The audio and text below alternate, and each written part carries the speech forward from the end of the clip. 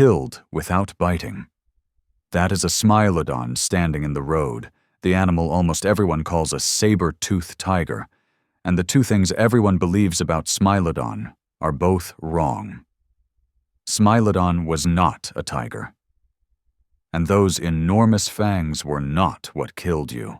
Smilodon carried upper canines up to about 18 centimeters long, flat and blade-shaped like a pair of steak knives, and Smilodon had a bite noticeably weaker than a lion's. So the obvious question is how an Ice Age predator with a weak jaw and fragile teeth became the dominant killer of North America for hundreds of thousands of years. The answer is a killing method that no animal alive on Earth today uses. And once you understand it, every picture you have ever seen of Smilodon attacking is staged wrong. Start with the name Smilodon, because the name saber-toothed tiger is the first mistake. Smilodon is not a tiger, and Smilodon is not closely related to one. Tigers, lions, jaguars, and leopards all belong to one branch of the cat family. Smilodon belongs to a different branch entirely, the Machaerodonts, which split away from the ancestors of modern cats roughly 20 million years ago. Smilodon means knife tooth. So calling Smilodon a saber-toothed tiger is about as accurate as calling a wolf a saber-toothed dog. A wolf and a dog are both in the family. A wolf and a dog are not the same animal, and neither are Smilodon and a tiger. And Smilodon is American. The best Smilodon material on Earth comes out of the middle of Los Angeles, from the La Brea tar pits, where natural asphalt seeped to the surface for tens of thousands of years and trapped animals that walked into it. More than 2,000 individual Smilodon have been pulled out of La Brea, which makes Smilodon one of the best sampled extinct predators in the world. Smilodon is the official state fossil of California. There is a Smilodon graveyard under a public park in a city of 4 million people. Now the body of Smilodon, because the body is the second mistake. Every illustration shows Smilodon as a tiger with long teeth glued on. The real skeleton is nothing like a tiger. Smilodon was built like a bear that decided to be a cat. The chest of Smilodon was deep and barrel-shaped. The shoulders were enormous, and the forelimbs were thick and heavily muscled, far beyond the proportions of any living big cat. Smilodon fatalis weighed something like 200 to 300 kilograms, and the South American species, Smilodon populator, reached around 400, the heaviest cat known to science. But the detail that gives the whole game away is at the other end. Smilodon had a short, stubby, bobbed tail. That stubby Smilodon tail matters more than it sounds. A cheetah, a tiger, a leopard. Every cat that chases prey at speed carries a long, heavy tail, because that tail works as a counterweight for turning at full sprint. Smilodon did not have one. Smilodon was not built to chase anything. Smilodon was built to grab. Now the teeth and the numbers here are genuinely strange. The upper canines of Smilodon were long, but they were also flat, narrow side to side, like a blade rather than a spike. And in young Smilodon, those canines carried fine serrations along the edges, like a steak knife. A blade like that is superb at cutting flesh.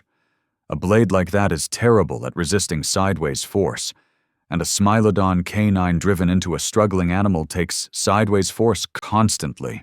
Snap a canine that long, and a Smilodon has lost a large part of its livelihood, and broken canines do turn up in the La Brea collection. And then, the jaw. Bite force studies put Smilodon well under half of what an African lion produces, despite Smilodon being a substantially larger animal. A bigger cat with a weaker bite is backwards from every expectation. But Smilodon could do something no living cat can. A lion opens its jaws to roughly 65 degrees.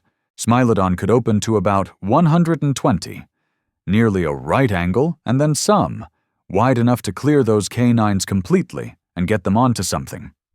So Smilodon traded jaw power for jaw reach. The muscles that clamp a cat's mouth shut and the geometry that lets it open wide are in direct competition, and Smilodon went all the way to one side of that trade. So put the Smilodon pieces together, because they only make sense as one system. A weak bite, long fragile blades for teeth, an enormous gape of 120 degrees, massive forelimbs, no chasing tail. For Smilodon, that list is not a contradiction. That is a specification. Here is what paleontologists reconstruct as the Smilodon kill, and it is called the canine shear bite. Smilodon ambushed from cover at short range, a bison, a young mammoth, a ground sloth, a camel. Smilodon did not run the animal down, and it did not leap onto its back. Smilodon closed the last few meters, took hold with both forelimbs, and used raw upper body strength to wrestle the prey off its feet and pin it to the ground, completely immobilized. Only then did Smilodon open that enormous gape, place the canines precisely across the throat, and drive them down and back through the soft tissue in a single shearing cut. The windpipe and the major blood vessels of the throat open at once. The prey animal is dead in seconds. And notice what the Smilodon shear bite does not require. It does not require a strong bite, because the canines were not crushing anything. They were slicing, and the force came from the neck and shoulders driving the head downward rather than from the jaw closing. Smilodon did not need powerful jaw muscles. Smilodon needed a target that could not move. That is where the forelimbs come in. And this is not speculation. When researchers examined the arm bones of Smilodon from La Brea, they found the outer wall of the humerus was unusually thick, thicker, relative to size, than in any living cat. Bone thickens under repeated heavy load. Smilodon arms had been carrying stresses that lion arms never see, which is exactly what you would expect from an animal that made its living wrestling large prey to the ground and holding it there. And there is a way to test all of this without a time machine. Researchers built a digital model of the Smilodon skull and loaded it the way an engineer loads a bridge, then ran the two competing scenarios. Stabbing those canines into a large animal that is still fighting produces stress concentrations the Smilodon skull cannot survive. The model breaks. Driving the same canines into prey already pinned and still produces stresses well within what the Smilodon skull can take. The bones themselves rule out the version in every illustration and permit only the version where the animal is held down first. That is unusually strong evidence for a behavior nobody has ever watched.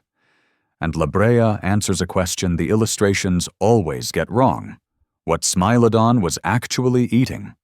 Every documentary painting puts Smilodon on a mammoth. Chemical analysis of Smilodon bone from the tar pits points somewhere less dramatic and more sensible: bison, native horses, camels, young ground sloths, animals in the range of a few hundred kilograms. Large, yes. Large enough to be worth the effort, and small enough to be wrestled down by a single Smilodon or a small group. An adult mammoth is not a Smilodon target. An adult mammoth is a wall. The method only works if the animal can be pinned, and there is a ceiling on what any predator can pin. Now, the part about modern cats that answers the title. No animal alive today kills this way. Watch a lion take a zebra, and the lion clamps its jaws around the muzzle or the throat and simply holds on, sometimes for several minutes, suffocating the animal while it struggles. A jaguar does something different and rarer. A jaguar bites straight through the skull. A tiger takes the neck and hangs on. Every one of those methods depends on a powerful, sustained bite and a tooth strong enough to take punishment. Smilodon did the opposite. A single precise cut, over in seconds, delivered by an animal whose jaw was comparatively weak and whose teeth would break if the prey thrashed. The Smilodon method exists nowhere in the modern world. When the Machaerodonts died out, the technique went with them. There is one more thing La Brea reveals about Smilodon, and it is the most human part of the story. A striking number of Smilodon skeletons from the tar pits carry serious injuries that healed. Crushed hip sockets, damaged spines, shoulder and limb trauma severe enough that the animal could not possibly have hunted while it recovered. But the bone grew back, which means the animal lived for months or years after the injury. Something fed that injured Smilodon.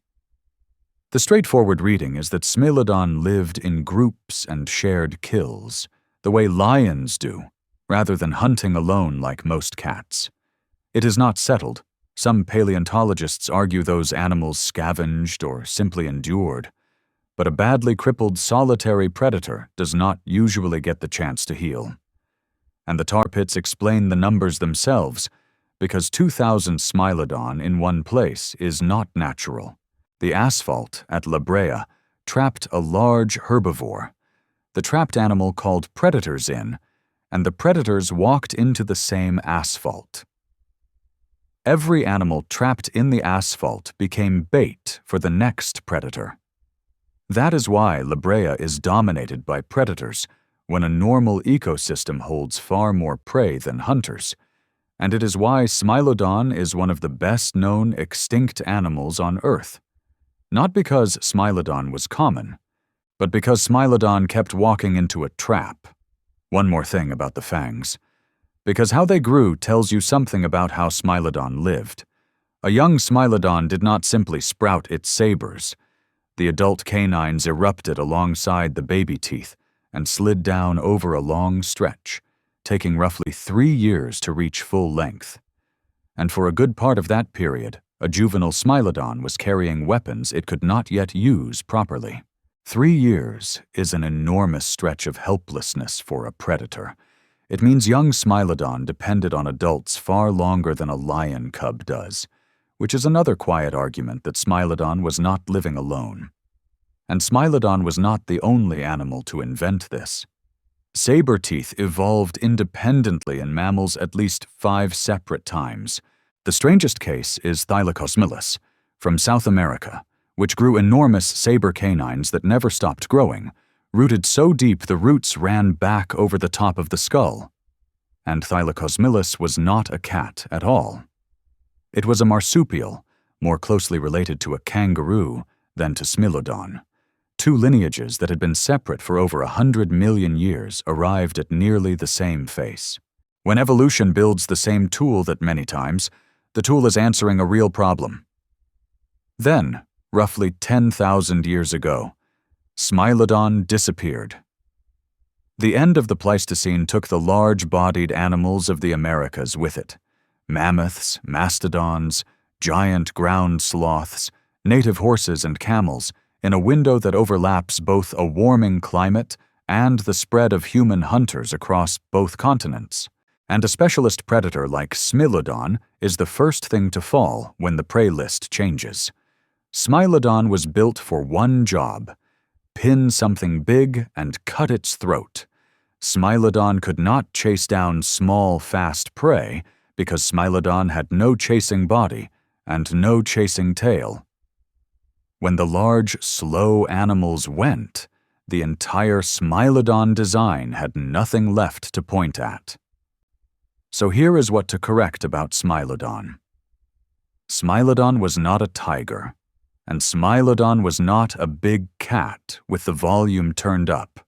Smilodon was a heavyweight grappler carrying 2 surgical blades in its mouth, and the fangs everyone stares at were the last 2 seconds of the job. The real Smilodon weapon was the forelimbs. The teeth just finished it. And under a park in Los Angeles, 2,000 of them are still in the ground. Which surprised you more, that it wasn't a tiger, or that the fangs weren't the weapon? Tell me in the comments what you pictured a saber-tooth doing before this video.